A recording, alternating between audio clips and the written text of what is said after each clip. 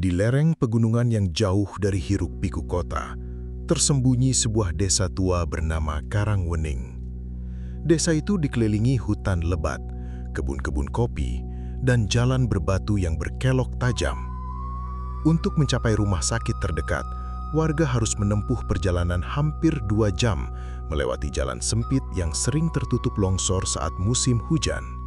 Namun bukan keterpencilannya yang membuat Karangwening terkenal, melainkan karena satu hal yang diwariskan turun-temurun oleh leluhur mereka: ketakutan terhadap bulan Suro. Bagi warga Karangwening, bulan Suro bukan sekedar pergantian tahun dalam pengandalan Jawa.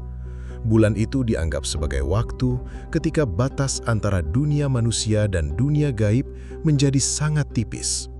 Saat itulah para leluhur dipercaya pulang mengunjungi keturunannya, sementara makhluk-makhluk tak kasat mata berkeliaran lebih bebas daripada biasanya. Karena itulah, sejak puluhan tahun lalu, warga selalu menyambut bulan Suro dengan berbagai ritual sakral. Seminggu sebelum malam 1 Suro, seluruh desa mulai sibuk. Para sesepuh mengeluarkan keris, tombak, dan pusaka warisan keluarga dari tempat penyimpanannya. Pusaka-pusaka itu kemudian dijamas atau dimandikan dengan air bunga 7 rupa. Bau melati, kenanga, dan mawar memenuhi udara desa.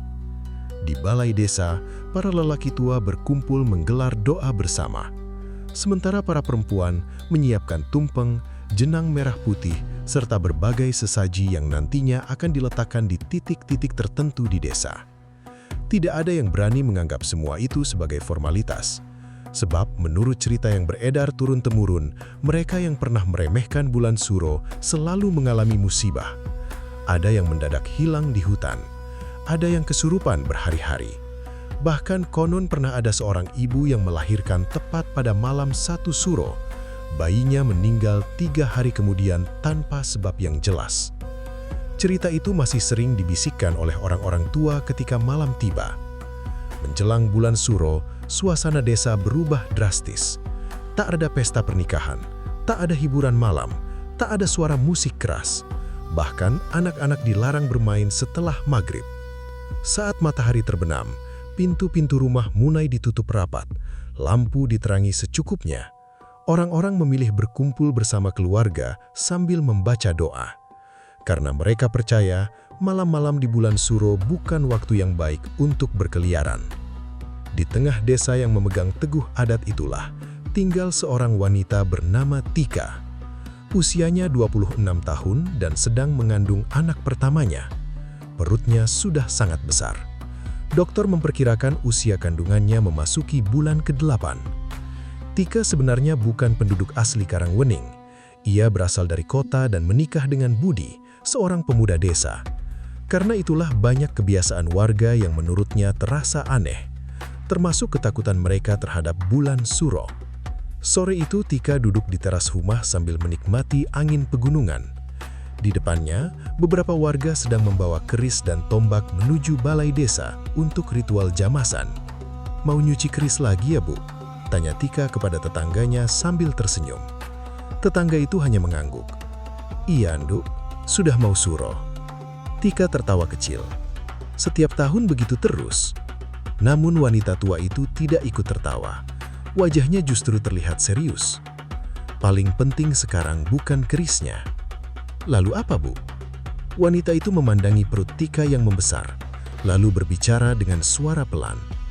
"Kamu harus melahirkan sebelum malam 1 Suro." Senyum di wajah Tika perlahan memudar.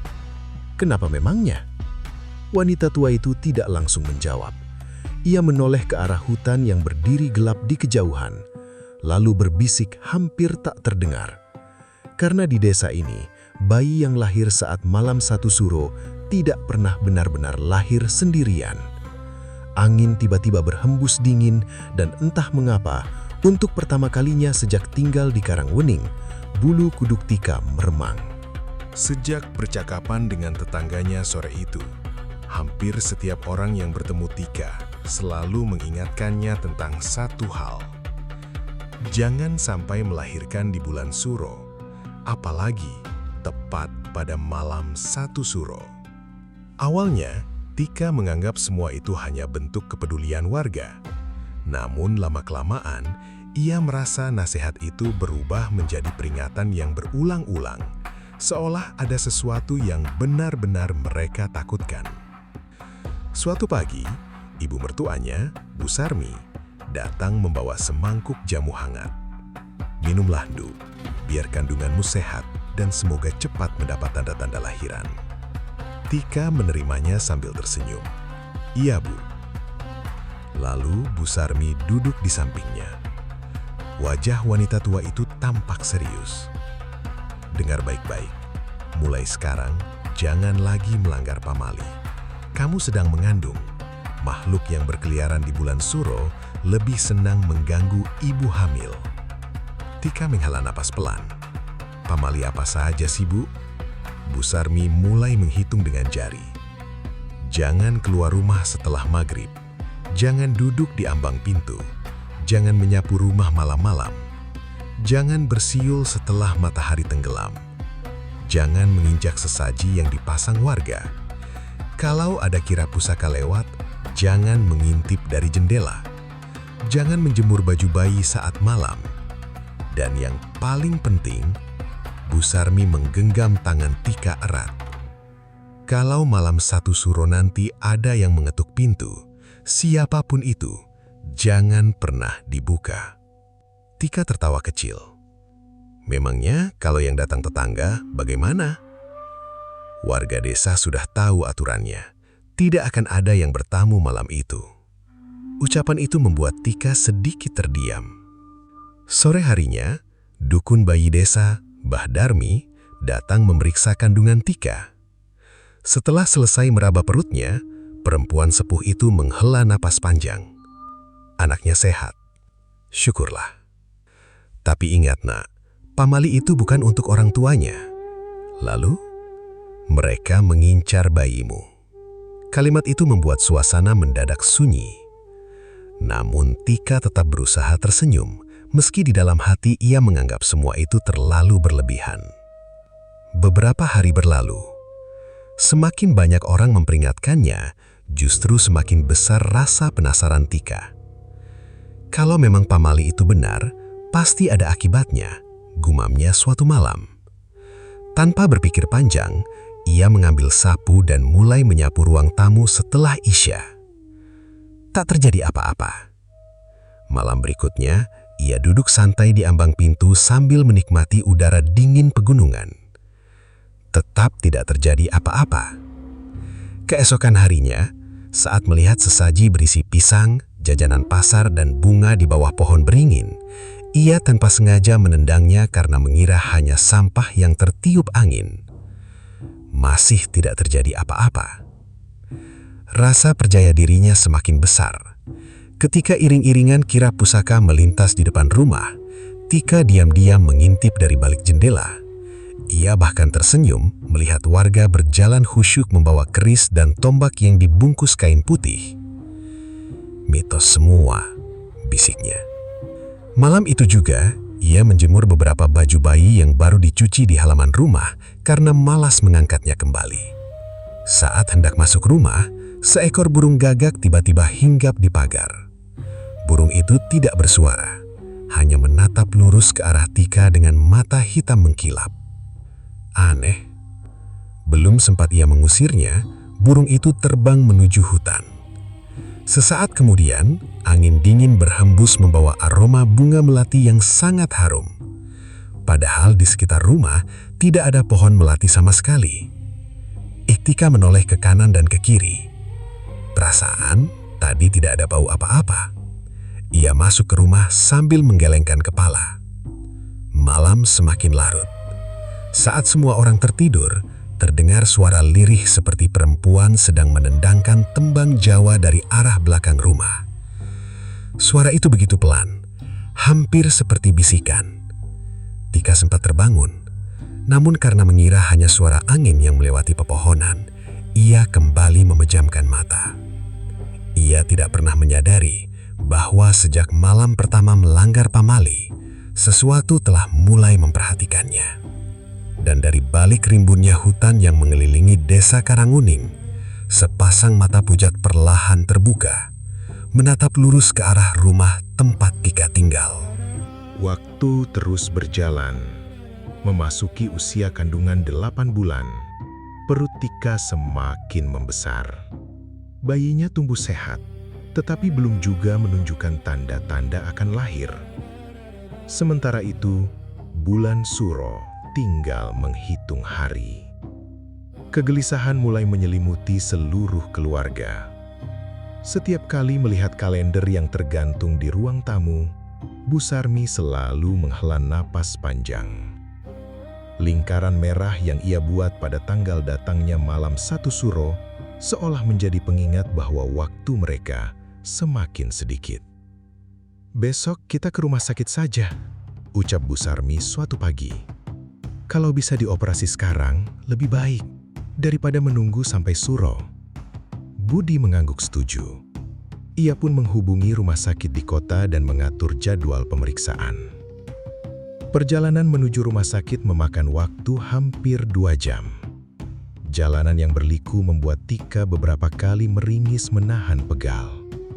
Meski begitu, ia tetap berusaha tenang. Di dalam hatinya, ia justru merasa lega. Menurutnya, jika operasi sesar berhasil dilakukan hari itu, semua cerita tentang bulan Suro akan berakhir menjadi sekadar mitos. Sesampainya di rumah sakit, dokter kandungan segera memeriksa kondisi Tika. Tekanan darah diukur, detak jantung bayi dipantau, lalu dilakukan USG dengan wajah dokter yang semakin lama semakin serius. Beberapa menit kemudian, dokter meletakkan alat USG dan menatap mereka bergantian. "Maaf Bu Tika," katanya pelan. "Kami tidak bisa melakukan operasi hari ini." Semua terdiam. "Kenapa dok?" tanya Budi dengan wajah panik. "Tekanan darah ibu sangat tinggi. Jika dipaksakan menjalani operasi sekarang, risiko perdarahan sangat besar. Keselamatan ibu maupun bayinya bisa terancam." Wajah Tika langsung memucat. "Tapi, kalau menunggu terlalu lama?" Dokter menghela napas. "Kita hanya bisa berharap tekanan darahnya membaik. Untuk sementara, pulang dulu, istirahat total, kurangi stres, dan rutin kontrol." Bu Sarmi menundukkan kepala. Air mukanya berubah muram. Sepanjang perjalanan pulang, tak seorang pun banyak berbicara. Hanya suara mesin mobil yang memecah keheningan. Di luar jendela, langit sore tampak mendung, seolah ikut membawa beban yang mereka rasakan. Sesampainya di rumah, kabar itu cepat menyebar ke seluruh desa. Satu persatu tetangga datang menjenguk sambil membawa makanan, jamu tradisional, dan doa. Namun di balik ucapan penyemangat mereka, terselip kecemasan yang sama. "Mudah-mudahan bayinya lahir sebelum malam 1 Suro," bisik salah seorang tetangga. Malam harinya, Mbah Darmi datang memeriksa kandungan Tika. Setelah beberapa saat meraba posisi bayi, wajah keriputnya tampak semakin tegang. Lalu ia memandang Bu Sarmi sebelum berkata lirih, "Hitungannya tinggal 2 minggu. Masih sempat, Mbah?" tanya Bu Sarmi penuh harap. Mbah Darmi tidak langsung menjawab. Ia justru mengeluarkan secerik kain mori putih dari tasnya, meletakkannya di atas meja, lalu berbisik pelan. "Kalau sampai lewat malam 1 Suro, saya khawatir yang membantu persalinan nanti bukan hanya saya." Kalimat itu membuat bulu kuduk semua orang yang berada di ruangan tersebut berdiri. Sementara di luar rumah, angin malam tiba-tiba bertiup kencang, menggoyangkan pohon-pohon hingga terdengar seperti suara seseorang yang sedang tertawa lirih dari balik gelapnya hutan. Hari demi hari berlalu begitu cepat. Kalender di ruang tamu kini hanya menyisakan 7 hari lagi sebelum datangnya malam 1 Suro. Suasana desa Karangwending berubah semakin sunyi. Tidak ada lagi suara anak-anak bermain di sore hari. Menjelang maghrib, pintu-pintu rumah sudah tertutup rapat, seakan seluruh desa sedang menunggu sesuatu yang tak kasat mata. Di rumah Tika, kecemasan semakin terasa. Bu Sarmi hampir setiap pagi membuatkan jamu tradisional agar Tika segera mengalami kontraksi.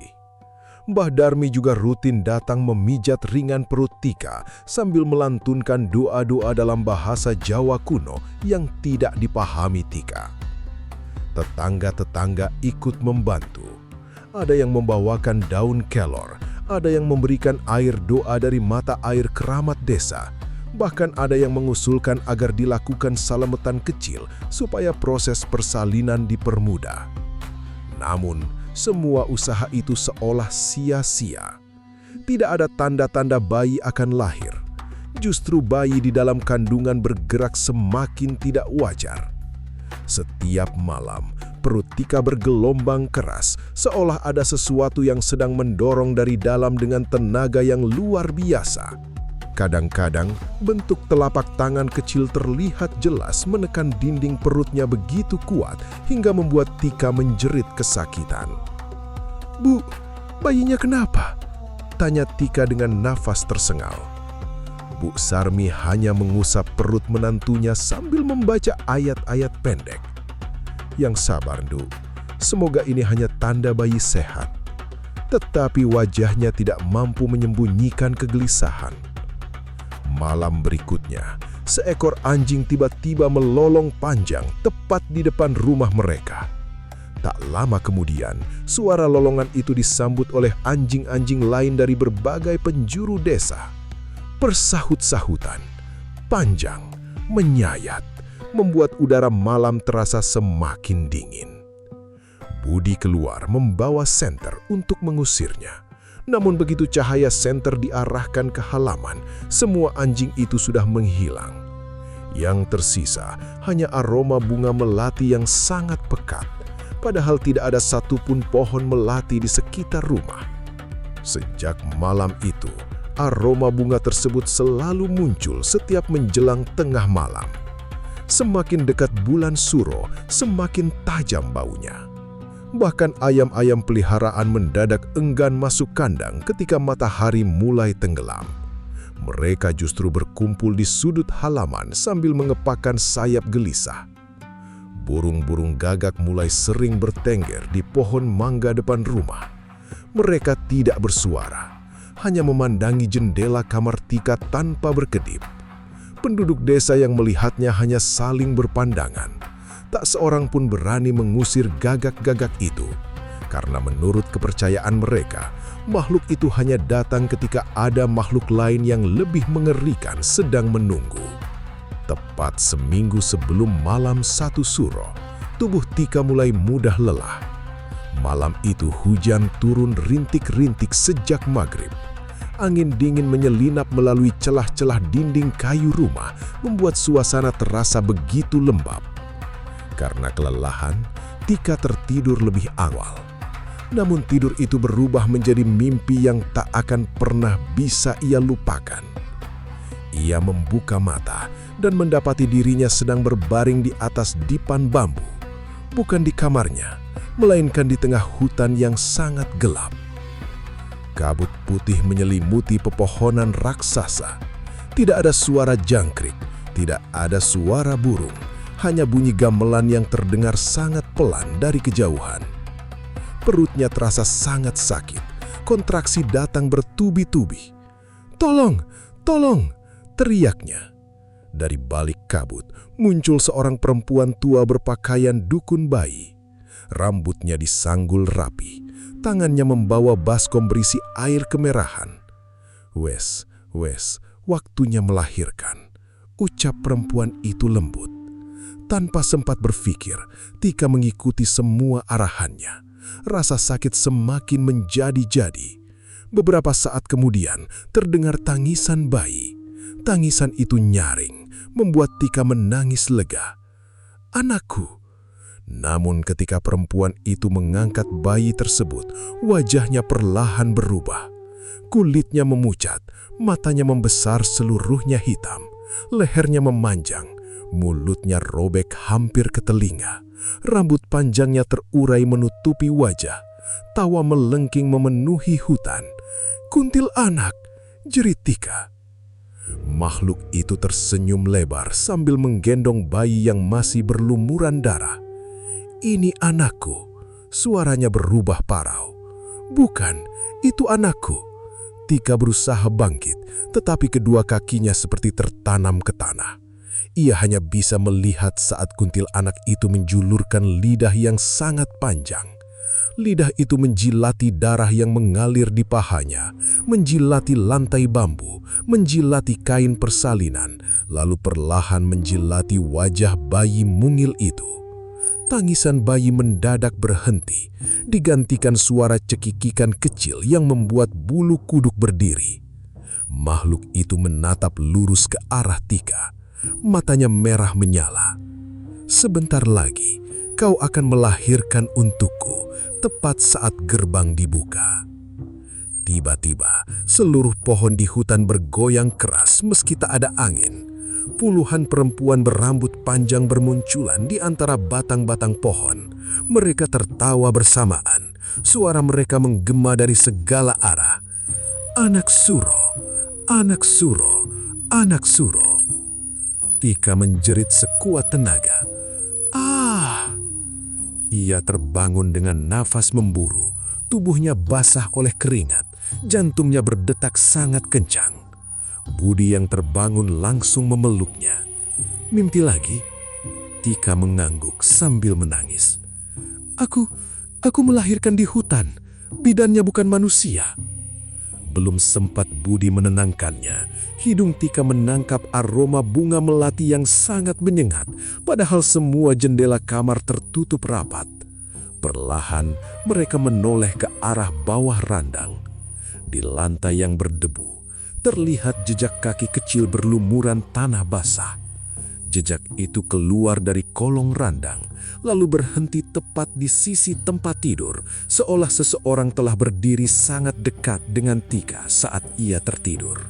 2 hari sebelum datangnya malam 1 Suro, kepanikan mulai menguasai rumah Tika. Sejak dini hari, kontraksi palsu mulai datang silih berganti. Meski belum teratur, rasa nyeri di pinggang dan perut bawah membuat Tika beberapa kali meringis kesakitan. Bu Sarmi yang melihat keadaan itu semakin gelisah. Ia tak lagi memikirkan biaya ataupun jauhnya perjalanan. "Pokoknya hari ini kita harus ke rumah sakit," katanya tegas. Budi segera mengangguk. Tanpa membuang waktu, ia menyiapkan mobil pickup milik pamannya yang selama ini biasa dipakai ke kota. Tas berisi pakaian bayi dan perlengkapan persalinan sudah disusun sejak beberapa hari lalu. Semua tampak siap. Namun, ketika kunci diputar, mesin hanya mengeluarkan suara berderik. Krek, krek, krek. Tidak menyala. Budi mencoba lagi. Tetap sama. Ia turun, membuka kap mesin, memeriksa aki dan kabel-kabel. Tidak ada yang tampak rusak. Anehnya, mobil yang kemarin masih dipakai ke pasar mendadak mati total. "Tolong dorong!" teriaknya kepada beberapa tetangga. 4 orang lelaki ikut membantu mendorong mobil hingga keluar halaman. Mesin kembali dicoba. Tetap tidak hidup. Budi mulai berkeringat dingin. Ia memukul setir berkali-kali karena kesal. "Kenapa harus sekarang?" Salah seorang tetangga segera menawarkan sepeda motor. "Naik motor saja." Namun baru beberapa ratus meter meninggalkan desa, hujan turun sangat deras disertai angin kencang.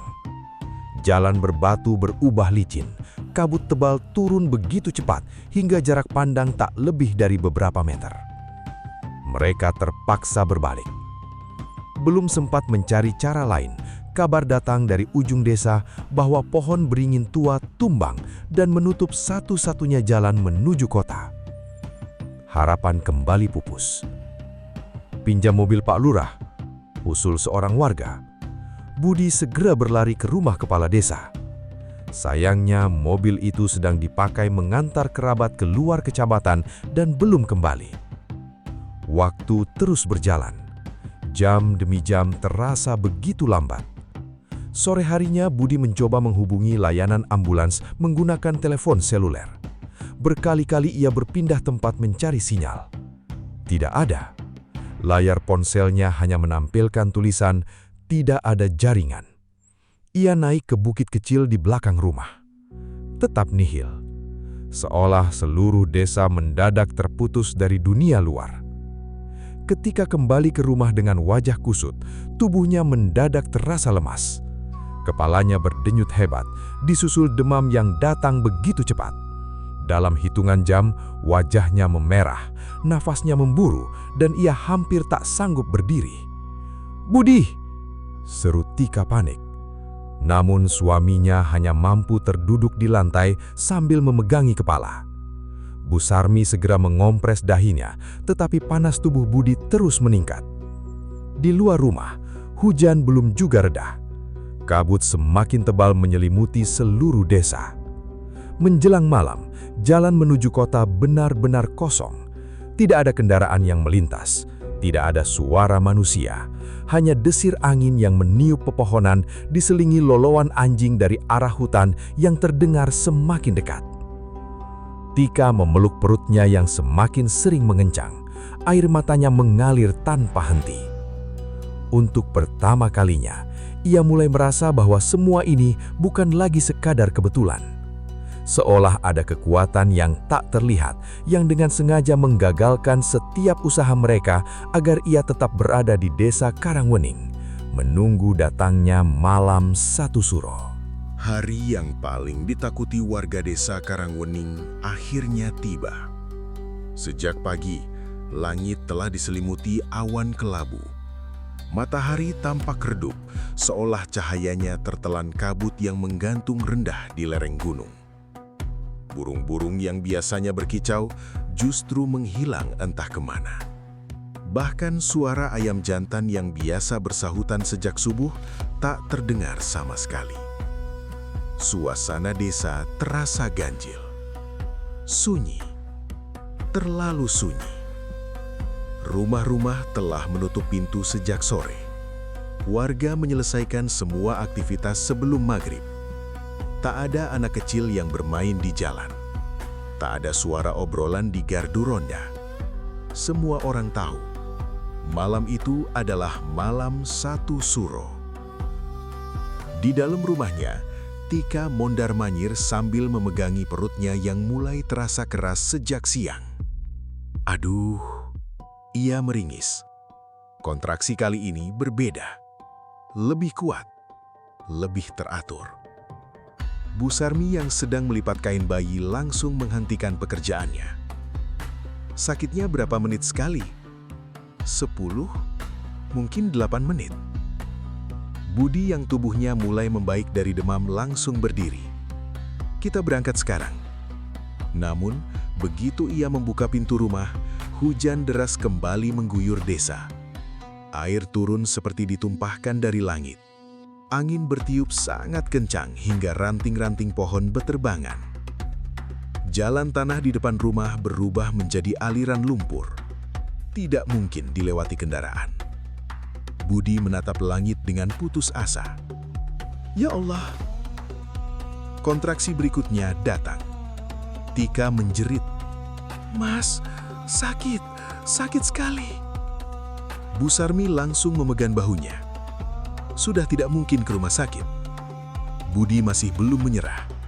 Ia berlari keluar rumah meminta bantuan. Beberapa lelaki desa ikut datang membawa jas hujan. Mereka mencoba mendorong mobil sekali lagi. Mesinnya tetap mati. Seolah ada sesuatu yang menahan. Akhirnya, salah seorang warga berkata, "Panggil Mbak Darmi sekarang." Budi berlari menembus hujan menuju rumah dukun bayi. Menjelang maghrib, kontraksi Tika datang tanpa jeda. Keringatnya membasahi seluruh tubuhnya. Nafasnya tersengal-sengal.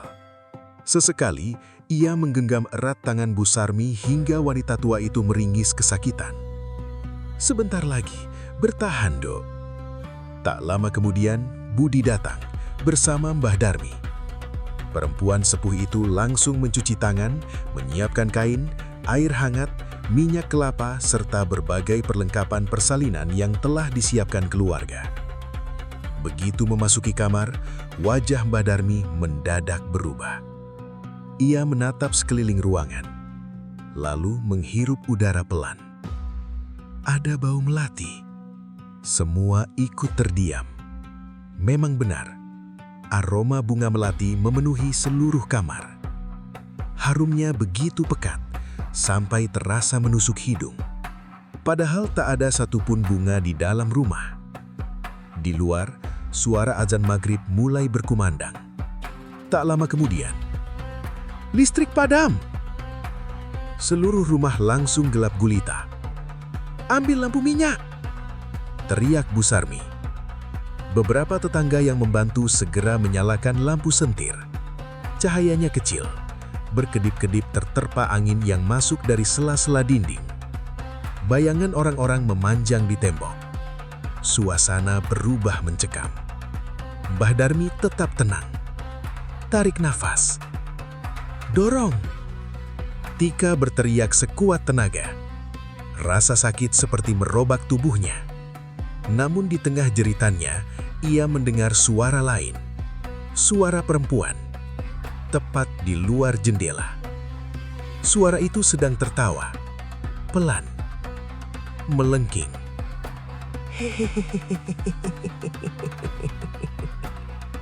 Tika langsung menoleh. "Siapa itu?" Tak seorang pun menjawab, karena yang lain tidak mendengarnya. "Dorong lagi. Ayo!" Kontraksi berikutnya datang lebih hebat. Tika berteriak histeris. Tiba-tiba, brak! Jendela kamar Tika bergetar keras seperti dipukul seseorang dari luar. Semua terkejut. Budi segera menghampiri jendela. Ketika dibuka sedikit, tak ada siapa-siapa. Hanya hujan dan pohon pisang yang bergoyang diterpa angin. Namun, tanah di bawah jendela tampak dipenuhi jejak kaki kecil berlumpur. Puluhan jumlahnya. Padahal hujan deras baru saja turun. Jejak itu mengarah ke dinding rumah. Lalu, menghilang begitu saja. "Mas?" Suara Tika bergetar. "Ada yang melihatku." Belum sempat Budi menjawab, kontraksi kembali datang. Mbah Darmi mulai memimpin persalinan. Waktunya. Semua orang menahan nafas. Di luar rumah, anjing-anjing kembali melolong. Kali ini lebih banyak, lebih keras. Disusul suara burung gagak yang berputar-putar di atas atap. Krak, krak, krak. Angin tiba-tiba berhenti. Mendadak, tak ada lagi suara hujan. Tak ada daun bergoyang. Keheningan itu terasa jauh lebih mengerikan daripada badai. Lalu, terdengar bunyi gamelan. Pelan, sangat pelan. Seolah dimainkan dari dalam hutan. Ting, tong, dung. Irama itu semakin lama semakin jelas. Beberapa tetangga saling berpandangan.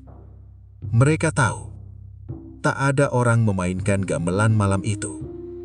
Jantung Budi berdetak semakin cepat. Ia menoleh ke arah pintu kamar. Entah kenapa, ia merasa ada banyak orang sedang berdiri di luar rumah, mengawasi. Namun, ketika dibuka pintu, halaman kosong, gelap. Kabut putih perlahan memenuhi pekarangan. Kabut itu bergerak perlahan mendekati rumah, seolah hidup. "Masuk!" seru Bu Sarmi. Budi segera menutup pintu kembali. Begitu pintu ditutup, tok, tok, tok. Terdengar suara langkah kaki di atas atap, pelan, berjalan dari ujung ke ujung. Krek, kayu-kayu atap berderik. Seolah ada seseorang sedang merangkak di sana. Tika menangis ketakutan. "Itu apa?" Tak ada yang menjawab. Semua terlalu takut. Mbak Darmi tetap fokus. Satu kali lagi. "Dorong!" Tika mengerahkan seluruh tenaganya. Jeritannya memenuhi rumah. Lalu, tangisan bayi pecah. Nyaring. Semua orang langsung menghela napas lega. Alhamdulillah. Namun rasa lega itu hanya berlangsung beberapa detik, karena bayi itu mendadak berhenti menangis. Ruangan kembali sunyi. Mbah Darmi mengangkat bayi itu. Alisnya perlahan berkerut. Kenapa tidak menangis lagi? Ia menepuk pelan telapak kaki. Tak ada reaksi. Menepuk lebih keras, tetap diam. Bayi hanya membuka matanya. Perlahan. Sangat perlahan. Matanya menatap lurus ke langit-langit rumah. Lalu, tersenyum. Senyuman kecil itu membuat udara kamar mendadak terasa sangat dingin. Bersamaan dengan itu, aroma melati berubah jauh lebih pekat. Begitu pekat hingga beberapa orang mulai merasa mual. Lampu minyak berkedip sendiri. Api mengecil, membesar, lalu mengecil lagi. Di luar rumah terdengar suara perempuan bernyanyi. Jumlahnya bukan satu, melainkan banyak. Mereka menyanyikan tembang Jawa dengan nada lirih yang membuat bulu kuduk berdiri. Suara itu mengelilingi rumah, berputar. Semakin lama, semakin dekat. Tika memeluk bayinya erat sambil menangis. Aku takut. Mbah Darmi tiba-tiba berdiri. Dengan gerakan cepat, ia menutup semua jendela satu persatu. Ia mengunci pintu depan, pintu belakang, lalu menutup lubang angin menggunakan kain putih yang dibawanya. Semua orang memandang heran. "Mbah." Perempuan tua itu mengambil segenggam garam kasar dari tasnya. Ditaburkan mengelilingi tempat tidur, lalu mengeluarkan benang hitam. Benang itu diikatkan pada gagang pintu dan jendela sambil komat kamit membaca doa. Tangannya terlihat sedikit gemetar. Belum pernah Budi melihat Mbah Darmi setegang itu. Setelah selesai, perempuan tua itu menatap seluruh penghuni rumah satu persatu. Wajahnya pucat. Mulai sekarang, ia menarik napas panjang. Apapun yang kalian dengar malam ini, jangan buka pintu. Kalau ada yang memanggil, diam. Kalau ada yang mengetuk, diam. Kalau ada suara minta tolong, diam. Besok pagi setelah matahari terbit, baru pintu boleh dibuka. Suasana kamar berubah sangat hening. Tak seorang pun berani membantah.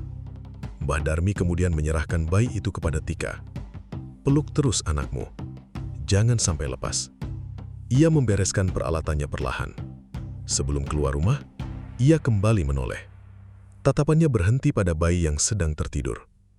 Entah mengapa, wajah perempuan tua itu tampak dipenuhi kecemasan. Seolah ia sadar bahwa malam itu baru saja dimulai.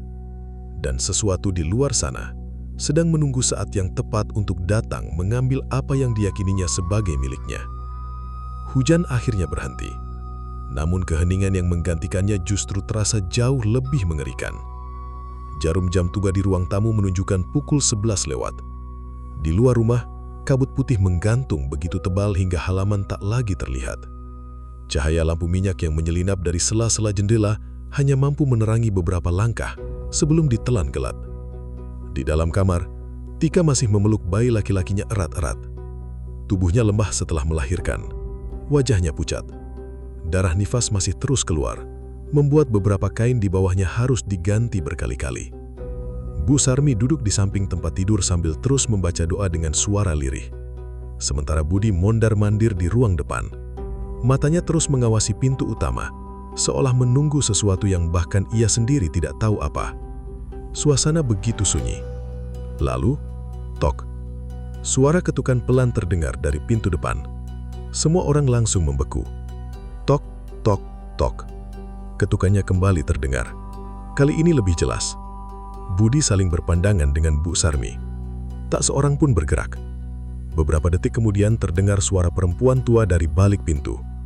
"Budi, itu saya, Mbah Darmi." Budi mengernyit. Perasaan Mbah baru saja pulang. Bu Sarmi langsung menggenggam lengannya. Jangan dibuka. Tapi itu suara Mbah. Budi mulai bimbang. Kasihan kalau benar, Mbah. Bu Sarmi menggeleng keras. Tunggu. Mereka mengintip melalui lubang kecil di samping jendela. Benar saja. Di luar berdiri sosok Mbah Darmi. Masih mengenakan kebaya lusuh yang sama. Masih membawa selendang yang sama. Ia berdiri membelakangi lampu minyak teras sehingga wajahnya tidak terlihat jelas. Itu benar Mbah, bisik Budi. Tanpa berpikir panjang, ia membuka palang pintu. Mas, jangan! Teriak Tika dari kamar. Namun semuanya terlambat. Pintu terbuka. Perempuan tua itu melangkah masuk perlahan. Tidak mengucapkan salam. Tidak tersenyum. Ia hanya berdiri mematung. Kepalanya menunduk.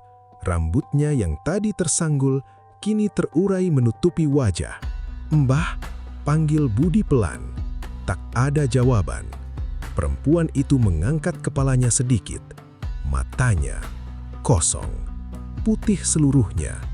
Mulutnya tersenyum terlalu lebar. Senyuman yang tidak mungkin dimiliki manusia. Jantung Budi serasa berhenti. Mbah, belum selesai kalimat itu keluar. Perempuan itu mendadak bergerak. Bukan berjalan, melainkan merangkak. Sangat cepat. Kedua tangan dan kakinya menghantam lantai seperti laba-laba. Astagfirullah, Budi menjerit. Makhluk itu menerobos ruang tamu menuju kamar Tika. Jangan!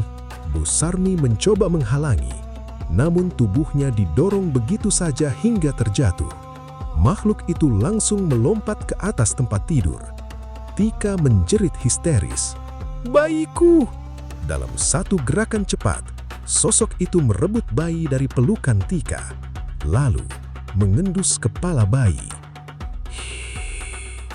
Nafasnya panjang, lidah hitam menjulur perlahan, menjilati dahi bayi, menjilati pipinya, menjilati ubun-ubunnya. Bayi itu menangis sekencang-kencangnya. Tangisnya memekakkan telinga. Lepaskan anakku! Tika berusaha bangkit, meski tubuhnya masih lemah. Namun rasa sakit bekas persalinan membuatnya jatuh kembali ke kasur. Makhluk itu tertawa. Hehehehehe. Tawa yang sama persis seperti dalam mimpi Tika. Budi yang tersadar langsung menerjang. Setan! Ia memeluk tubuh makhluk itu dari belakang. Anehnya, tubuhnya terasa sangat dingin, seperti memegang mayat yang baru keluar dari kamar jenazah. Makhluk itu menoleh perlahan. Lehernya berputar hampir 180 derajat. Matanya kini merah menyala. Mulutnya dipenuhi gigi runcing. Ia mendesis tepat di depan wajah Budi. Budi refleks memukul wajahnya. Buk! Makhluk itu terlempar ke lantai. Namun bukannya kesakitan. Ia justru tertawa semakin keras. Hehehehe. Lalu merangkak di dinding. Ya, di dinding. Tubuhnya menempel seperti cicak. Merayap mengelilingi plafon. Semua orang menjerit. Bu Sarmi membaca doa sekuat tenaga. Tetapi suara perempuan-perempuan di luar rumah ikut tertawa bersamaan. Terdengar dari segala arah. Rumah itu seolah dikepung. Makhluk di plafon mendadak menjatuhkan diri. Brak! Ia kembali menerkam bayi. Budi lebih cepat. Ia menyambar kayu penyangga pintu, mengayunkannya sekuat tenaga. Duk! Kayu menghantam kepala makhluk itu. Sekali, dua kali, tiga kali, sampai akhirnya tubuh itu terkulai, diam, tidak bergerak. Dengan nafas tersengal-sengal, Budi menyeret tubuhnya keluar rumah. Begitu pintu dibuka, kabut langsung masuk memenuhi ruang tamu. Udara menjadi sangat dingin. Tubuh makhluk itu dilempar ke halaman, lalu pintu kembali ditutup rapat. Palang dipasang. Semua menghela nafas lega.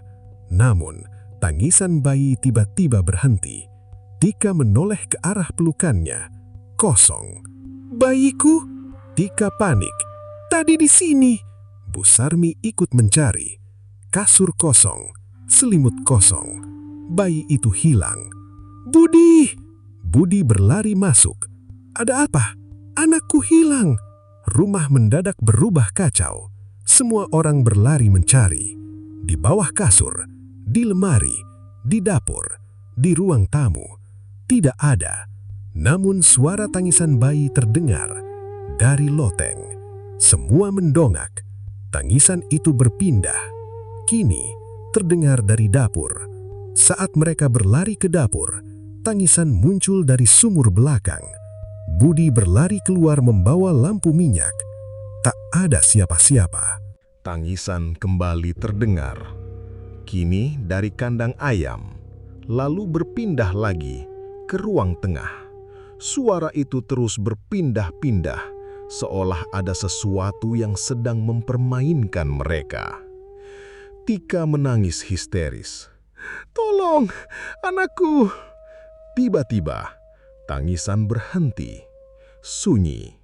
Semua saling berpandangan. Lalu terdengar suara kecil dari bawah tempat tidur.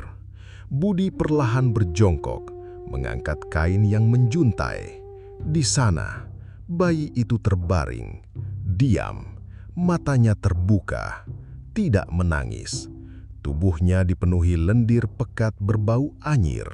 Di pipinya terdapat bekas jilatan panjang berwarna kehitaman.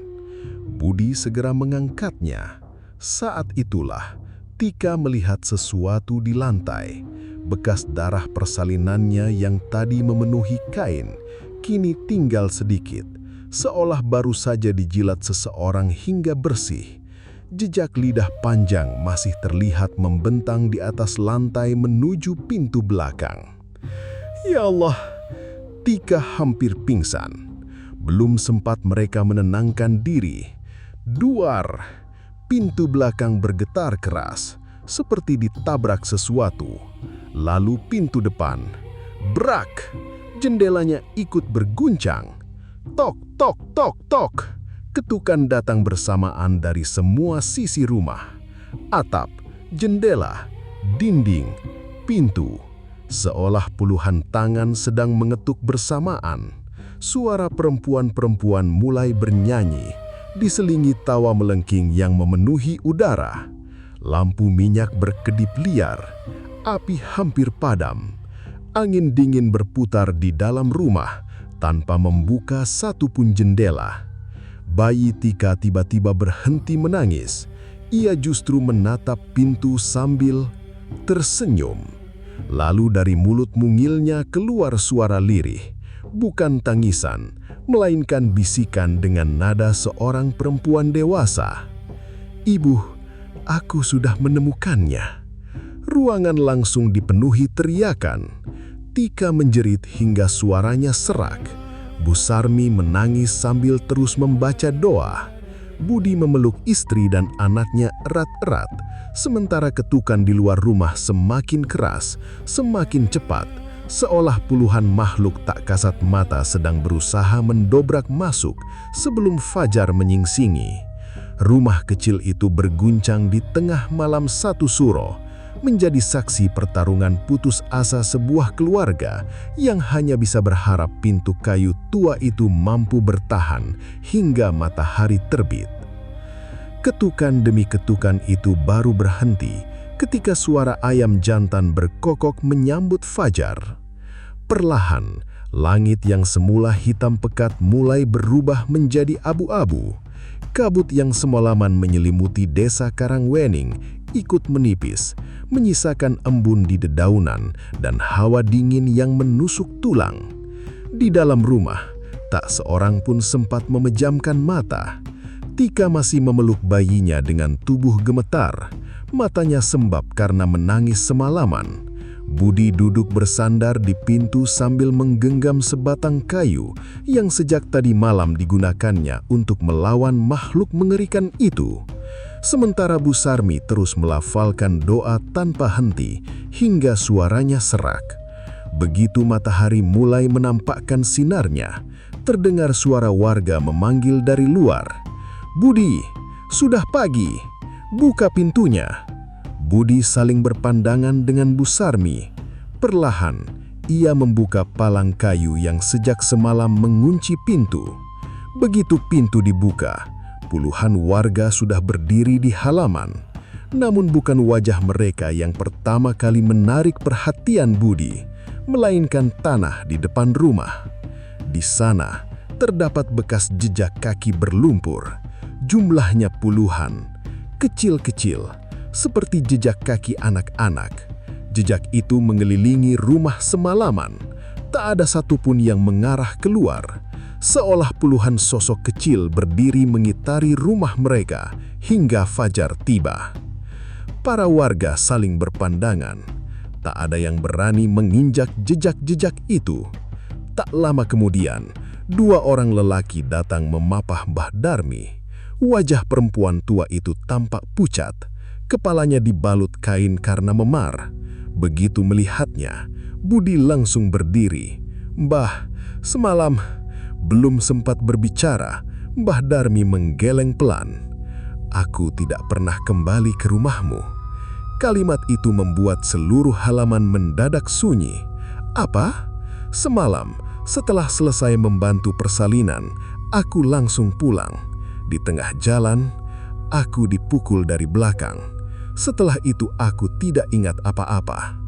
Warga yang menemukannya mengatakan Mbah Darmi tergeletak pingsan di pinggir jalan desa sejak tengah malam. Artinya, sosok yang datang mengetuk pintu rumah Tika semalam bukan Mbah Darmi. Tika langsung memeluk bayinya erat hingga menangis sesenggukan. Ingatan tentang wajah perempuan yang menjilat kepala anaknya kembali memenuhi pikirannya. Tubuhnya kembali gemetar. Mbah Darmi lalu meminta melihat bayi itu. Perempuan tua itu mengusap pelan ubun-ubun bayi. Mendadak, tangannya berhenti. Wajahnya berubah pucat. Di ubun-ubun bayi terlihat bekas seperti lidah yang menghitam membentuk garis tipis memanjang. Bekas itu tak bisa dihapus, tak bisa hilang meski dibasuh air. Mbah Darmi menutup mata. Air matanya perlahan jatuh. Sudah sempat ditandai. Tak seorang pun mengerti maksud ucapannya. Namun sejak hari itu, kehidupan keluarga Tika tak pernah benar-benar kembali normal. Bayi itu diberi nama Arga. Beberapa bulan pertama, Arga tumbuh seperti bayi pada umumnya. Ia sehat, jarang menangis, bahkan lebih banyak tertawa. Tetapi setiap kali malam Jumat Kliwon atau malam 1 Suro tiba, perubahan aneh mulai terlihat. Saat usianya menginjak 1 tahun, Arga sering tertawa sendiri ke arah sudut rumah yang kosong. Tangannya melambai-lambai seperti sedang diajak bermain seseorang. Kadang ia mengucapkan kata-kata yang tidak pernah diajarkan. Bahasanya asing, terdengar seperti bahasa Jawa kuno, padahal ia bahkan belum lancar berbicara. Ketika usianya 3 tahun, kejadian yang lebih menyeramkan mulai terjadi. Suatu malam, Tika terbangun karena tempat tidur di sampingnya kosong. Arga menghilang. Panik, ia membangunkan Budi. Mereka mencari ke seluruh rumah. Tak ada. Saat pintu dibuka, Arga ditemukan sedang berdiri sendirian di bawah pohon beringin tua di ujung desa. Masih mengenakan baju tidur, kakinya penuh lumpur. Tatapannya kosong. Yang membuat semua orang merinding, di depan Arga terdapat beberapa sosok perempuan berpakaian putih. Namun begitu warga datang membawa lampu, sosok-sosok itu lenyap begitu saja. Sejak saat itu, Arga mulai sering berjalan sambil tidur. Tidak peduli pintu rumah dikunci.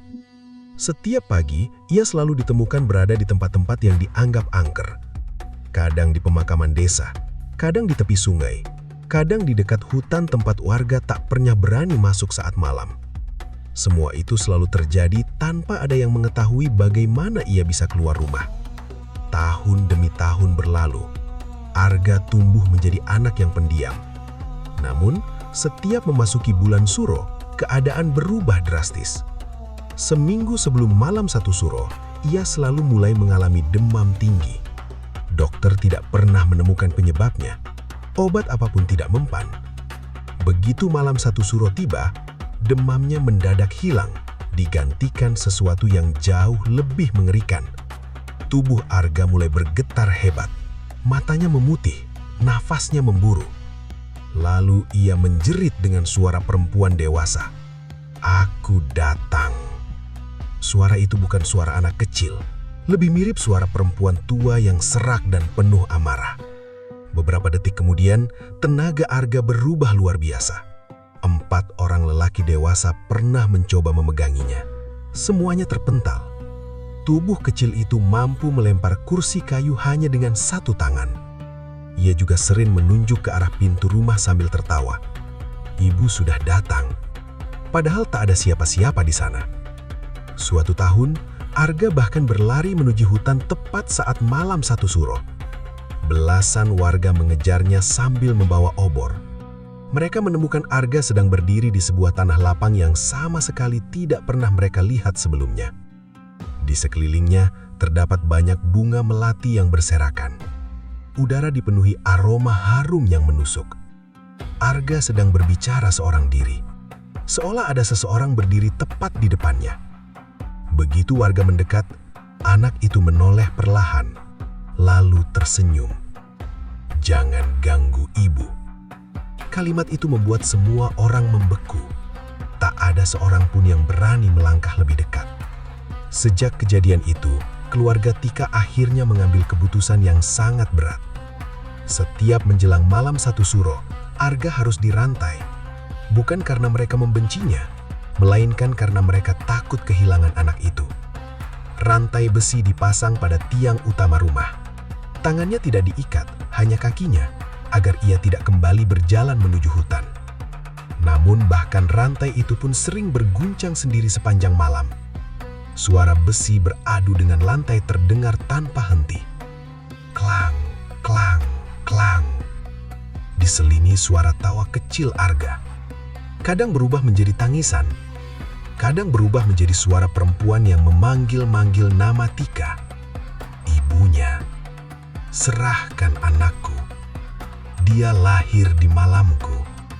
Setiap kali suara itu terdengar, aroma bunga melati langsung memenuhi seluruh rumah. Lampu-lampu berkedip sendiri. Anjing-anjing desa melaung bersamaan. Tak ada warga yang berani mendekati rumah Tika saat malam 1 Suro.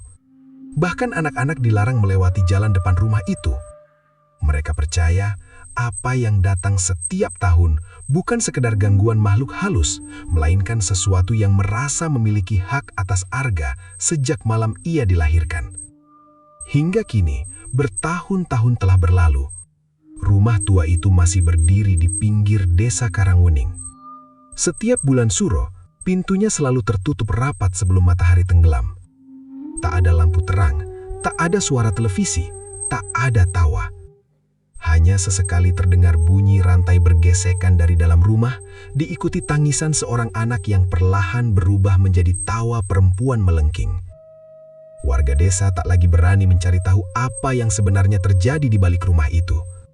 Karena mereka percaya, ada gerbang yang terbuka pada malam ketika Arga dilahirkan. Dan gerbang itu tak pernah benar-benar tertutup. Konon, siapapun yang nekat mengintip rumah itu tepat pada malam 1 Suro akan melihat seorang perempuan berambut panjang berpakaian putih duduk di samping Arga yang sedang dirantai. Dengan penuh kasih, perempuan itu membelai kepala anak tersebut sambil menendungkan tembang Jawa yang sama seperti suara yang didengar Tika dalam mimpinya dahulu. Lalu, sebelum menghilang bersama kabut dan aroma melati, perempuan itu selalu membisikkan kalimat yang hingga kini menjadi cerita paling menyeramkan di desa Karangwening. "Suatu saat nanti, aku akan datang menjemput anakku untuk selamanya."